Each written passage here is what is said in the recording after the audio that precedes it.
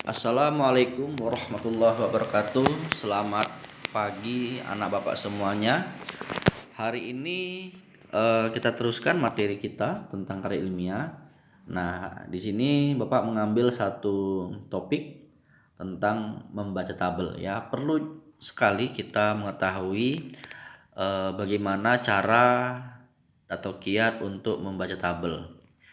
Walaupun terkesan sederhana, tetapi membaca tabel ini perlu juga untuk kita lakukan karena kita akan membongkar apa saja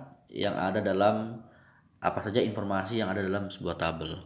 Nah, sebelumnya Bapak ingin memberitahu tugas kalian hari ini ada di dalam video ini ya. Nanti kamu tuliskan di selembar kertas, kamu fotokan, kamu kirimkan di grup WA Bahasa Indonesia kita. Baik, kita mulai ya. Nah, kita lihat tabel merupakan daftar ikhtisar dari sejumlah fakta dan informasi. Bentuknya berupa kolom-kolom dan juga baris-baris ya. Kemudian menurut Kamus Besar Bahasa Indonesia, tabel adalah daftar berisi ringkasan sejumlah data informasi, biasanya berupa kata-kata dan bilangan yang tersusun secara bersistem, berurut ke bawah dalam lajur dan deret tertentu dengan garis pembatas sehingga dapat mudah untuk disimak.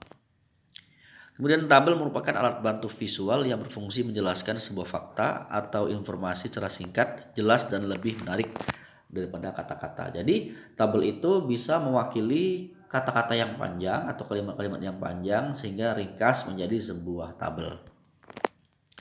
Kemudian tujuan dari penggunaan tabel, yang pertama dapat memberikan banyak informasi secara ringkas. Yang kedua, mempermudah pembaca dalam memahami bacaan. Yang ketiga, menjelaskan suatu fakta. Yang keempat, menjelaskan informasi. Dan yang terakhir, disajikan secara singkat, jelas, dan lebih menarik daripada kata-kata. Lanjutnya, kita akan masuk pada penafsiran isi tabel. Yang pertama, mencermati bagian-bagian tabel.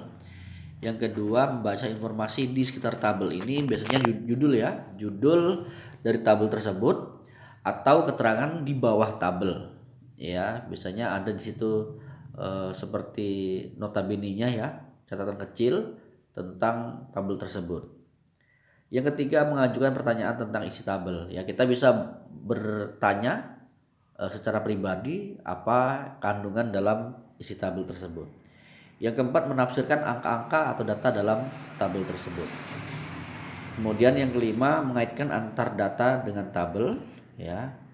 Yang terakhir, mengambil kesimpulan ya. Kita harus mampu menyimpulkan apa sebenarnya kandungan dan rahasia yang ada dalam sebuah tabel. Kemudian cara membaca tabel. Yang pertama, bacalah terlebih dahulu judul tabel ya. Judul tabel itu memberikan informasi tentang isi tabel. Yang kedua, bacalah keterangan di bagian atas tabel dan di bagian sisi kiri tabel. Keterangan tersebut merupakan kunci penjelasan mengenai data yang disajikan. Yang ketiga, mengajukan pertanyaan mengenai informasi yang disajikan. Misalnya berapa banyak, tahun keberapa, berapa perkembangannya, dan seterusnya. Kemudian yang keempat, berusaha menafsirkan angka-angka yang terdapat dalam tabel. Dan yang kelima, membaca tabel dengan tetap fokus pada tujuan atau pencarian informasi yang kita peroleh. Cermati keterangan dalam setiap baris dan kolomnya. Nah, berikut ini contoh tabel yang sudah Bapak buat.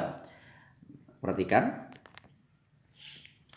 Hasil panen petani Desa Gunung Kidul tahun 2017 sampai 2020 ya. Ini dalam jumlah per ton ya, dalam jumlah ton per tahun ya, kita lihat.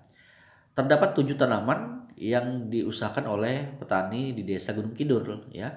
Yang pertama ada padi, jagung, kedelai, tomat, timun, ubi jalar, dan ubi kayu.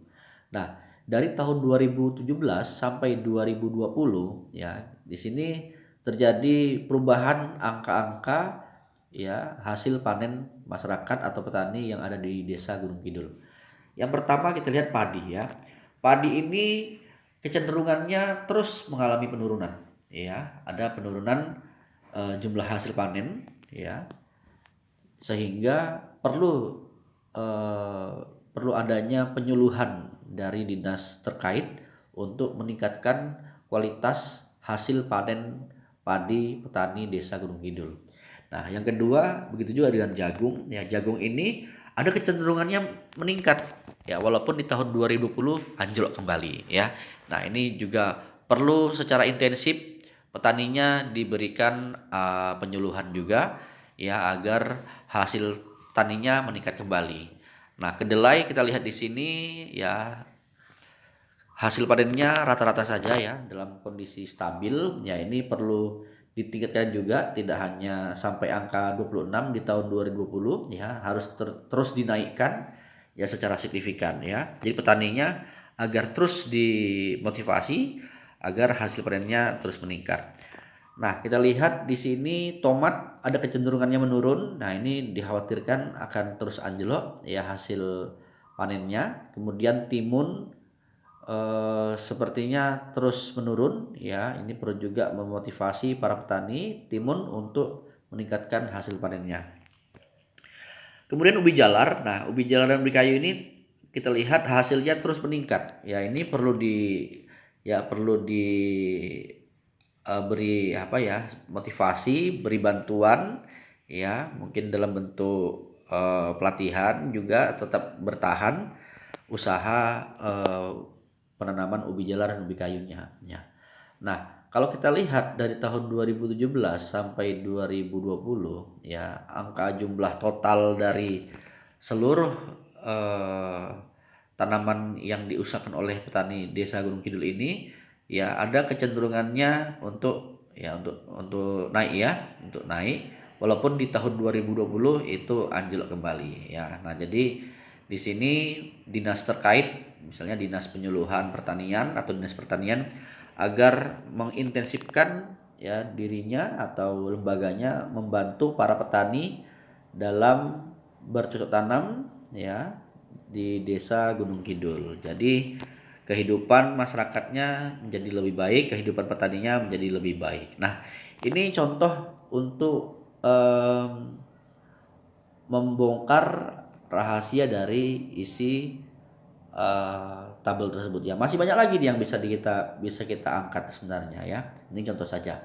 Nah, setelah ini kalian akan mengerjakan tugasnya ya. Di sini ada daftar nama siswa kelas 11 IPS 1 SMA Harjosari.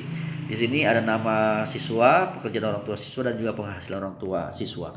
Nah, kamu tuliskan dalam selembar kertas, nanti kamu fotokan apa kira-kira hasil analisis yang kamu dapatkan ya. Harus bisa beda-beda ya dengan teman yang lain. Jadi ini datanya cukup banyak, kamu angkat apa rahasia yang ada di dalamnya. Ya bebas kreatif sesuai kreativitas kamu apa yang bisa kamu angkat dari tabel tugas ini. Oke. Nah, begitu saja ya. Terima kasih atas perhatiannya. Jangan lupa mengerjakan tugasnya dan juga mengisi absensinya. Assalamualaikum warahmatullahi wabarakatuh.